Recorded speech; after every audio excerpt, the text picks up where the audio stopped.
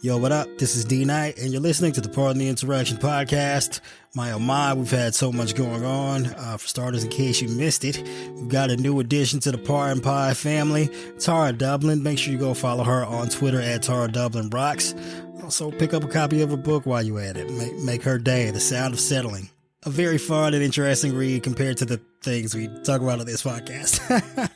But yeah, we're heading toward the do or die time for the 2024 election. Go ahead and hit up joebiden.com. Get that man like $1 a month or something. Help his campaign staff up and get prepared to try and save our democracy. And make sure to grab like one other person you know and tell them about the podcast. Make sure they subscribe and tune in every single week. We got a lot of things coming up for you this year. We need all the support that we can get. So if you do your part and help us grow our audience, we'll do our part and help elect Joe Biden in 2024 and save American democracy. And this is the Pardon the Interaction podcast. All right, so here's what we're going to do on the podcast. We got Biden's impeachment, which is insane. I don't know what the fuck Kevin McCarthy is doing. I don't even know if I can talk about that. It pisses me off so much. Like, I'm so great. About so that. You have takes on that. All right, Hunter Biden got indicted for some bullshit. I hope you have takes on that. If he goes to jail, I'll send him letters. Like, he's not going to go to serial killers. So maybe, we can get. You do like older white guys with giant dicks. So, I guess. But he's only he's my age, isn't he? I think he's 54. No, it's not really older, but 53. I'll take it because he is hot. Yeah. I don't know. Is there anything else worth noting? We really only got to get thrown out of a fucking musical. We got that dumb bitch. Then we'll save her for shithole of the week. Isn't there anything more evil happening than talking during? I mean, talking during a play is terrible, but well, she was taking pictures and she was vaping, and there was a pregnant woman behind her, and she's like, "Can you stop?" I get that, but you're like comparing that to like razor wire and boobies.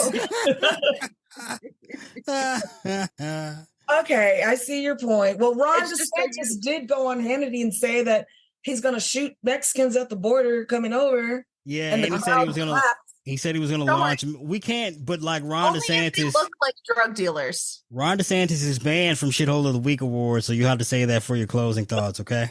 Yeah. All right. So here's what we do. We'll start off with Trump at the Iowa State game. That'll like be 2 minutes. Yeah, because he got the finger, and then I'll use that as the image for the podcast episode, and then we can jump into Kevin McCarthy losing his fucking mind. We'll do Hunter Biden and anything else you want to like fill in the blanks with. Our Shithole of the Week award, of course, will be Lauren Colin should get a shorter spot until he gives us some more stuff. Oh, you want some more shit from Colin? All right, I'll hit him up next week. No, I just think we don't have to talk about it for as long. Yeah, that's what I'm saying. I'll hit him up next week and ask him to send us more goodies that we can like talk about on the podcast. He wanted to come on. I just don't have like time to schedule like. Really? Hey, bro. I would love to talk to Colin. Yeah, he said he was like, how about you invite me on the podcast? And I was like, it sounds awesome. Except for the fact that like I don't know when we like schedule this, and when he's free is probably like a different time. Because we don't really have a real schedule. We're just kind of like, you want to record tonight? Yeah. And that's the other thing is like, he's got like a business and like a fucking life and shit. And like, he's busy too. I'll send him a message and ask him when he wants to come on. All right. And then, so our Shithole of the Week award will obviously go to Lauren Boebert for getting kicked out of a fucking play. Like, I don't know how that happens. Do you have? Doesn't make it seem like a real play? I know it's real, but it's a lot of people in there though. Like when you see like the video, like it's like a real production. It's not like. No, I know that. I saw it. I mean, the play sounds really fucking stupid. Beetlejuice. Didn't even know they had a Beetlejuice play. Like I didn't even think that would be a thing. I'm gonna be honest. I'm waiting on Beetlejuice too. Like I can't wait for the movie. I like Beetlejuice movie. That's what I'm saying. Like I want to see the movie. So like I'm all good with the Beetlejuice play, I guess. I'm sure it's fun. It wouldn't be my first thing to spend money on if I were going to go to a Broadway show. But maybe Colorado doesn't have as many Denver, options. All right, we can talk about Beetlejuice in the middle of the podcast. And then do you have something for your closing thoughts? Because we do this every week, Carol. Ty, every week. Don't talk at the theater.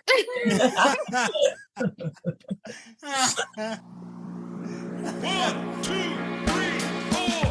Hey, this is D Knight. This is Carol. This is Ty. And you're listening to the Pardon the Insurrection podcast, where we're actually not planning on pardon the insurrectionists, yet somehow Kevin McCarthy is planning on impeaching the president who didn't stage a coup against the United States. I don't know what the fuck world we're living that doesn't in. narrow it down to that. That only narrows it down to like 44 other presidents. 45. Did we count Grover Cleveland twice? Do you know how many presidents? Hey, you know what? That's a good question. Do we count Grover Cleveland twice? Because he was the only president who had that like split thing where there was anyway. And may he always be the only non-consecutive term president. Yeah, especially considering we have one running for office in 2024. Before we get to the, our news breakdown of the week, of course, we got to give a shout out to our sponsor, Sheets and Giggles. My homie, Colin D. McIntosh from Sheets and Giggles, the CEO, sent us a wonderful gift basket full of goodies from Sheets and Giggles with like a wonderful eye mask that I use literally every evening. Some fantastic, soft and luxurious sheets that you could like hang yourself in prison with if you were, I don't know, Jeffrey Epstein or something. They're fantastically soft and comfortable and give you the most pleasurable night of sleep you've ever had. Trust me on this. Pick you up a set. We've got some links in the show notes of the podcast to get you a Pardon Pod discount. And of course, every week that the Dolphins win, you get an additional discount. So make sure you check that out. Fantastic product. I couldn't recommend it more. All right. On to the insanity that ensued since the last time we recorded. The political insanity never stops, never ends. It's just an ever ongoing fucking disaster around here. So we got the Speaker of the House held hostage. Thankfully, not again in the literal sense as they did. Wait, on January 6th. But more importantly than that, before we get to the Speaker of the House being held hostage, we had the former president of the United States attend the Iowa State football game. Which was that guy is a national treasure. Whatever his name is, bless him. What guy might you be referring to, Ty? Fucking double. And the best thing is he looked like you would assume he was a MAGA. Yeah. At first, he doesn't look like a lib or someone so that made it even more beautiful. Yes. There's this average generic looking white guy who's been caught in this infamous photo giving Trump the double middle finger salute. It's quite fantastic. And I think that guy. Yeah. And DeSantis too is behind his head. That guy speaks on behalf of all Americans everywhere. Wait, DeSantis was also in that picture? There was another one because Trump was up in the box. Why are they was in a seat and he was with somebody, and then the guy was behind him and they were posing for a picture, and he's like his finger, just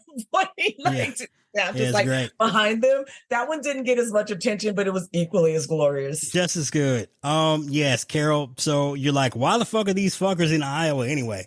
Because the Iowa caucuses are the first state, and not what I said. What did you say? I'm sorry. I thought maybe they were at the same baseball game, like together. No. That's football, Carol. It's football season. I know sports ball is a difficult subject for you to wrap your head around, but other people care about sports ball. I refuse to care. Well, in this case, Iowa versus Iowa State, you were actually on the right side of history and not caring. Absolutely no one should be watching that. Just debauchery. It's a horrible existence. The state of Iowa football at this point. Please, no one watch either Iowa or Iowa State or any of their football games. Those are two different teams. Okay. Yeah, they're different teams. It's like one of them is University of Iowa and then one is Iowa State. Yeah, practically. And for all intents and purposes, they're horrific to watch for just reasons that we don't have time to get into this on this podcast. Yeah, so that was incredible. Watching Trump get middle fingered by your average generic white guy, who speaks for all of America, even though I'm black. That was fantastic. Just I don't want to think about Trump getting fingered. That just made me throw up in my mouth. Well, that was the first time Trump's been fingered that he didn't actually enjoy it. No, but on to actual important, you know what? Maybe I overstated the use of the word important here, but other matters, whether they're important or not remains to be seen. Apparently we have Kevin McCarthy, on a path to impeach Joe Biden, or at least he's on the path to opening an impeachment inquiry into Joe Biden, which is insane for lots of reasons. First of all, the fact that they don't have any evidence whatsoever to even open an impeachment inquiry. This is one of those. Didn't they not take the vote, and then that shouldn't have been open? All right, there's a lot going on, Carol. I'm glad you asked. I don't think Kevin has his heart in this. Also, I think he doesn't have his balls in this because they've been cut off and taken away. He also doesn't have the votes in this. So, of course, Kevin McCarthy is... I don't even know where to start with this. So Kevin McCarthy on Tuesday of this week announced that he was opening an impeachment inquiry into President Joseph R. Biden. And, of course, it's based on zero evidence whatsoever. So they don't actually have any... there's no fundamental reason to be impeaching Joe Biden, but they've decided to open an impeachment inquiry anyway. Because he's being, publicly threatened by the Freedom Caucus, aka the Fascist Caucus. Did you see the video with Matt Gaetz standing up and be you broke our promise? Pat yourself on the back, Carol. That was a fantastic name, the Fascist Caucus. Yeah. But do you see that, Matt Gaetz standing up, oh, well, Kevin, you're going to find out. We'll vote to take you out, because you're not complying with the super secret list that we said didn't exist. All right. So obviously, given the fact that there's no evidence to impeach Biden on whatsoever, there's no evidence of wrongdoing, of any high crimes or misdemeanors whatsoever. The fact that Kevin McCarthy is doing this you have to wonder what the motivations are. And first and foremost, it appears that he's being held hostage by the more insane members of the Republican Party in the House, Matt Gaetz and such. And the former guy, because apparently he was the one that... We're going to get to that. Yes, obviously, these people are too stupid to come up with anything as asinine as impeaching Biden with zero evidence on their own. It would take, the former president, Donald Trump, to come up with this idea. First and foremost, of course, we had Matt Gaetz go on the record saying that they had signed an agreement at the time of choosing Kevin McCarthy to become Speaker of the House.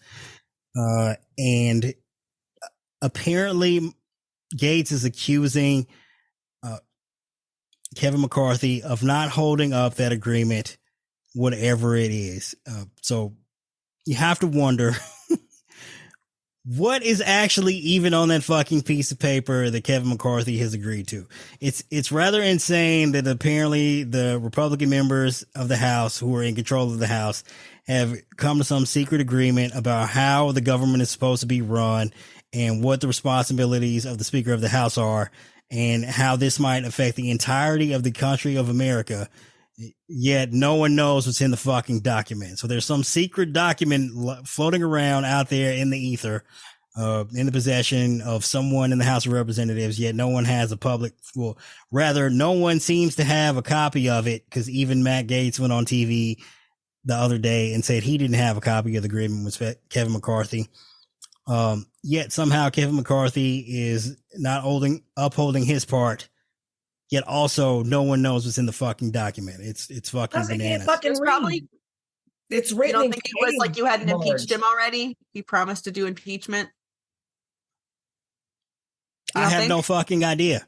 But yeah, Gates is practically threatening to recall Kevin McCarthy because it only takes a vote from a single House member to have the Speaker of the House recalled based on the rules they agreed to if he doesn't impeach Biden. But also...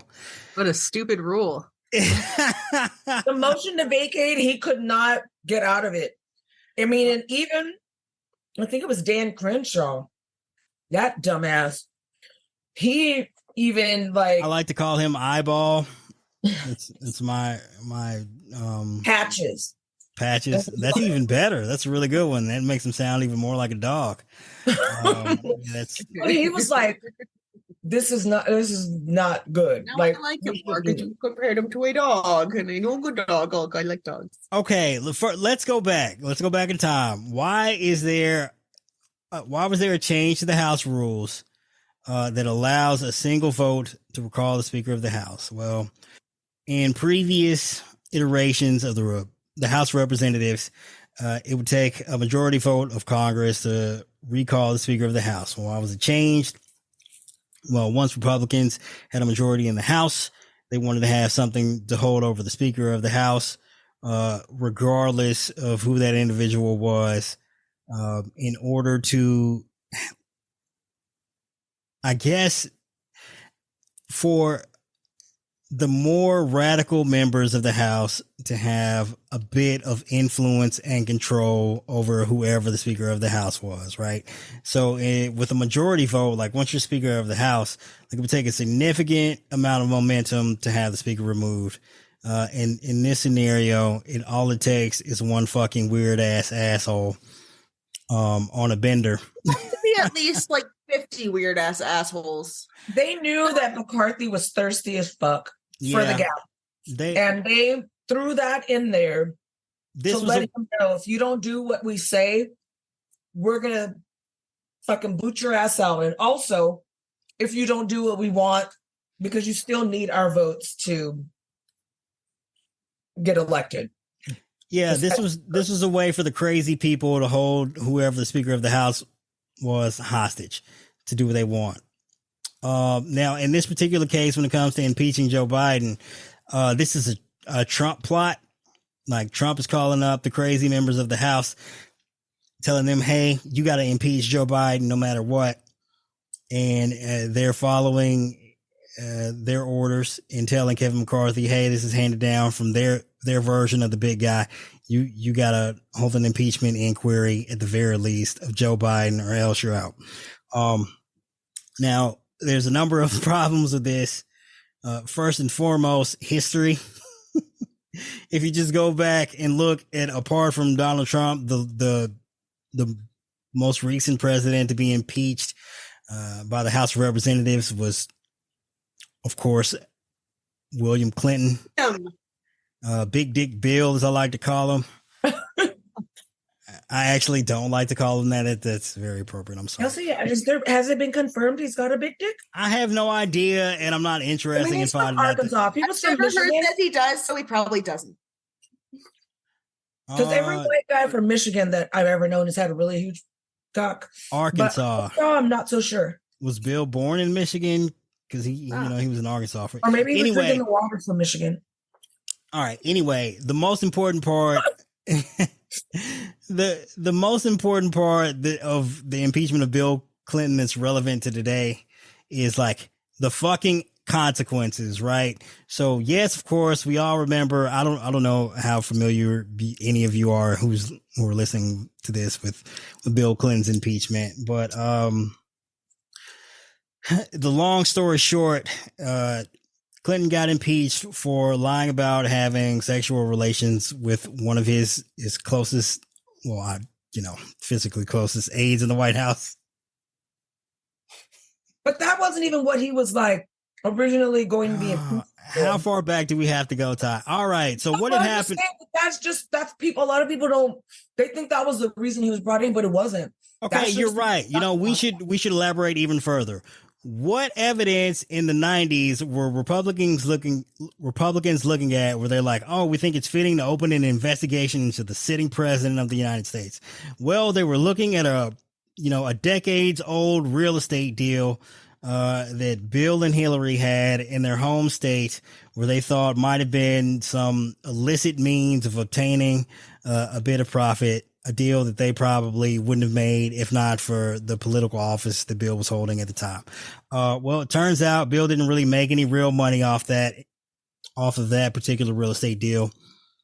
So, of course, the conclusion you have to draw from the investigation the Republicans opened is that it was not based on actual evidence, but was instead a politically motivated hatchet job in order to damage the reputation of one President Bill Clinton.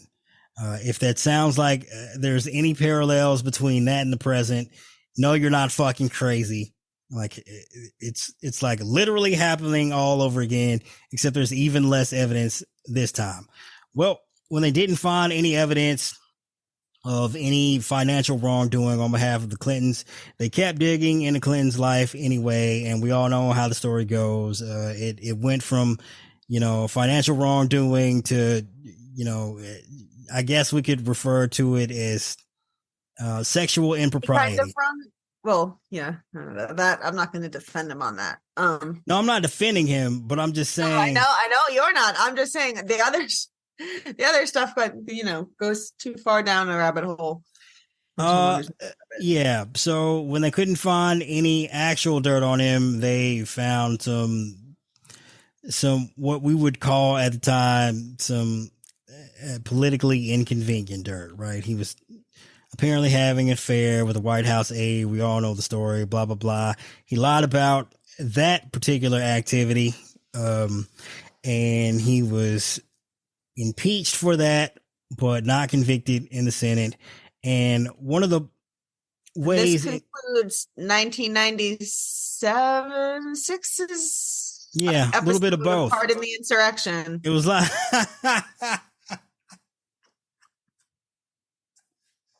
so, more importantly, the fallout from the impeachment of Bill Clinton, which was a political stunt designed to try and get him removed from office, as well as, Al Gore potentially in order to install a Republican Speaker of the House as president. Not only did it fail, it wildly backfired and not only cost a Republican Speaker of the House's job, it cost two Republican speakers their job and resulted in a third Republican speaker being appointed. And it resulted in a lot of men thinking, regardless of political affiliation, thinking, hey, yeah, man, because of the blowjob. Well, okay. Well, it resulted in a third Speaker of the House, he who shall not be named, who ended up becoming a convicted child sex. Oh, Jesus Christ. Yeah, we don't have to delve into the details of that. Like, you got Wikipedia, you got Google, you can look that shit up for yourself. But of course, it ended with a Republican, child sexual abuser. And again, like the parallels, to current times, they're unending. So if you look at the way that played out in the 90s with the popular Democratic president, you can see how there's the possibility for, a similar, I guess, just outcome, a repeat. Yeah. I mean, events backlash replaying themselves in 2023 and 2024, compared to the way they were handled in the 90s. And now I of course you're all saying, well, hey, didn't they impeach Trump? It worked out pretty well for the Democrats. The difference there is the impeachment of Trump was based on actual evidence. Well, at least, the first impeachment of Trump was in regards to Trump trying to blackmail the president of Ukraine, who's now at war with Russia, into announcing an investigation into his political rival. If that sounds familiar. Yeah. So that particular impeachment although it seemingly didn't necessarily help Democrats, it didn't hurt Democrats as far as, the political aspect is concerned, because it was based on actual evidence. Now you can point to the second impeachment, given that Trump had already lost the election. Now, maybe that didn't necessarily help Democrats in 2022, but at that particular point in time, I don't think there had ever been a point in Trump's presidency where he was that unpopular.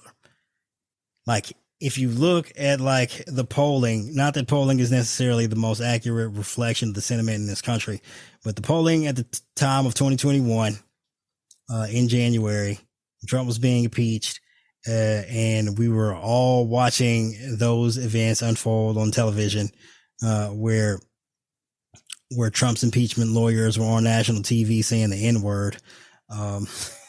If anyone remembers that, Trump's never been more unpopular than that particular moment, because, of course, January 6th is the most unpopular event in Trump's administration.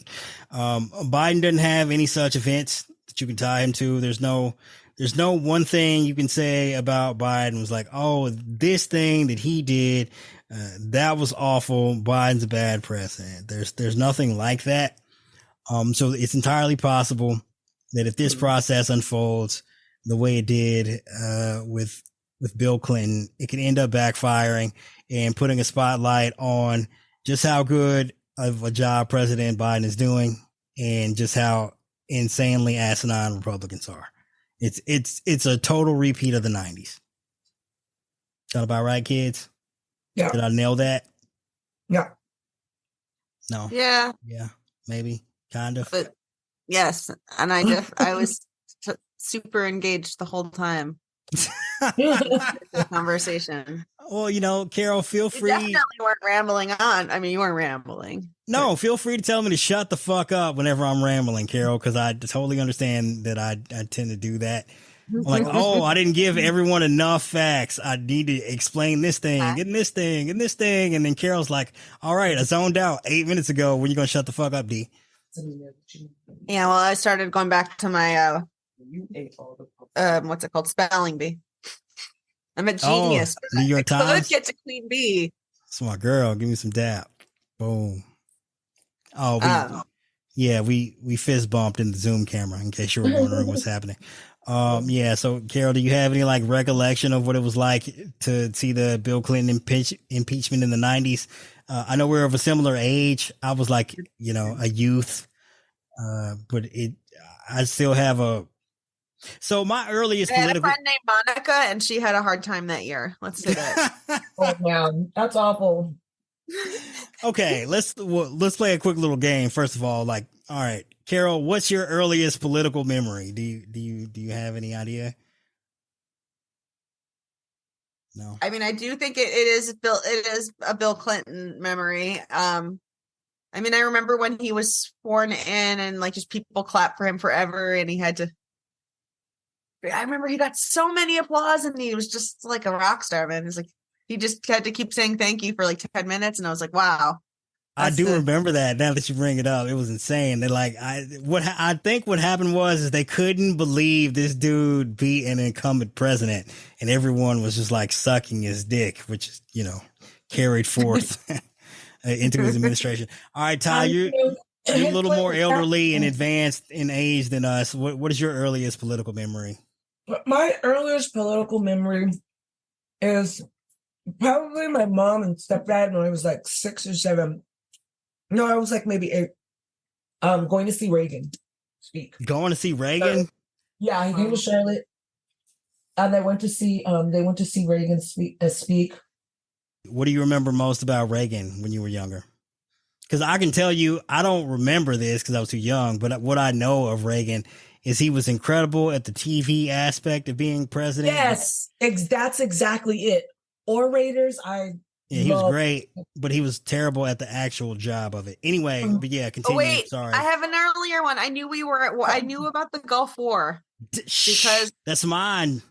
Sorry. It's too late. But wait, can I just tell well, then I'm going to finish my story since I ruined yours, because I doubt you have the same exact story, D. Okay. When they wanted to send you to visit your grandmother in Florida and asked what there was to do, and they're like, well, you could go sailing, you could go swimming in the Gulf. And I was like, oh, but there's a war in the Gulf. That's so good. That's funny. That's hilarious. You can tell I really knew what was going on. No, that is definitely such a childhood memory. But yeah, Ty, the Iran-Contra hearings were big for me. Yeah. I was glued to the TV and Oliver North's testimony during that. Yeah, it's incredible how no one went to prison for that shit, ain't it? That's probably. Well, I remember the black guy that was involved. He stayed on his boat, like out of reach of the Coast Guard, and he just kept sailing, so they couldn't subpoena him.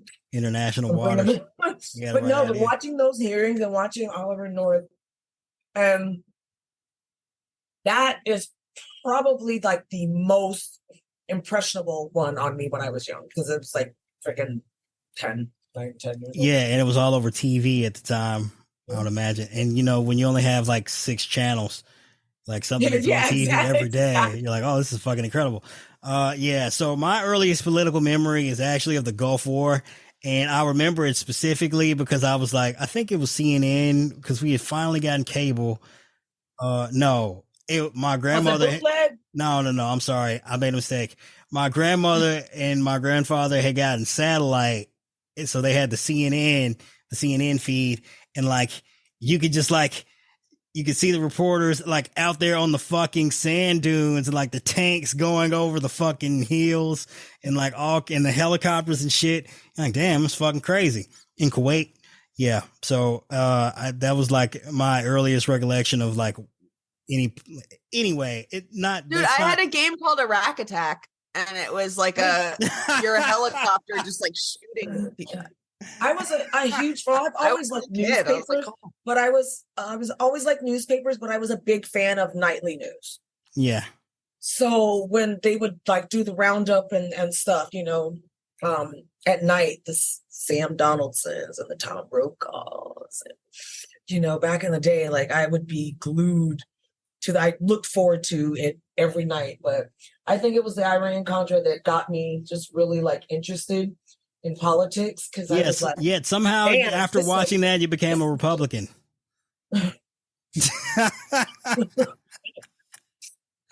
I'm sorry, listeners. She's reformed. She's changed her ways. Oliver North, I don't know, maybe it was just something about him when he would just show up to testify and he was in that uniform. And always in his uniform. He'd have his hat under his arm, and he'd come and he'd sit down. And tell me you're into him? So the propaganda fucking works. So, now that we're old, we realize he probably had advisors in his ear telling him how to present himself on fucking television. It was like, bro, wear the fucking uniform. Wear the uniform. But he was just so adamant about the shit he was saying. And he was just so poised. And I'm just looking. I'm like, I know that was some fucked up shit. Even though I'm like, kid, did you do it for the full 3 minutes? Yeah. Okay. I pressed 3. Okay. Yeah, that shit sounded fucking awesome in 1980, whatever the fuck. Yeah, but now that you're an adult, you're like, oh, he was so full of shit. He was full of shit. He was totally now, you see it through a different lens. But and I wasn't from a political household necessarily, but my grandfather was very big on Black history and stuff like that. And I'm listening to him testify, and I'm just like, man, this shit is wild. And he's literally he's gonna go fucking down for this motherfucker. That's some fucking gangsta ass shit. Just at that time. And then I think the next big moment was the Clarence Thomas hearings. That was the second. And I knew that he was a mistake. Okay. Yeah, you're absolutely right. And Anita Hill, and I remember her testifying about the pubes on the Coke can and shit. It was like, what the fuck is wrong with this dude? Okay, I'm glad you brought that up, because that's actually my earliest political memory. Now that you mention it, it slipped my mind. the Clarence Thomas hearing, because I was like, oh, it's a black guy. They're going to put him in charge of something. That's incredible. And then you like the hearing is like, oh, it's that kind of black guy. Yeah. And I'm like, this is the best they could get, like, to replace. Yeah, Thurgood. It's like, oh, they found the worst possible black dude imaginable. Yeah, like there was no other black Republican you could find, like no other one that you could find. But then that becomes a theme, right? You're like, oh, every black Republican is the worst possible black person. The worst. Yeah. Well, right. I kind of like Michael Steele, but maybe because I'm not a fan. Maybe because I think he's handsome. I think it clouds my judgment. Yeah, it's different when you want to suck his dick. Like, and now when I hear him talk, like, and he talks about how it's like at a different like kind of perspective, so that I guess that kind of softens it a little bit. No, I ain't with it. He's full of shit. What were we saying, Carol? Sorry. I mean, I'm glad that he's reformed his ways and he's like no longer Republican, but like, bro, you enabled a bunch of the most horrible. Anyway, what were you saying, Carol? I'm sorry. Michael. Oh, I don't know. It's just nothing, man. I was just mumbling about Oliver North. Oh, I thought you were talking shit about Michael Steele. I was like, yeah, I get it. I did like Jason. No, I was saying because your judgment is obviously clouded if you were into Oliver North. It was the uniform, Carol. It didn't have anything to actually do with Oliver North himself. I was 10, Carol. Give me some slack. Okay. Yeah. All right. You were 10. Fine. Yeah. G.I. Joe was on fucking TV. She watched some fucking G.I. Joe cartoons. Then Oliver North come on in the afternoon. You'd be like, damn, it's a fucking G.I. Woe. Go Joe. Let me suck G.I. Joe's dick. She was 10. That would be illegal. And that's how Monica ended up in the White House in the same situation. It was the same shit. And she was a full 10 years older than that. Yeah.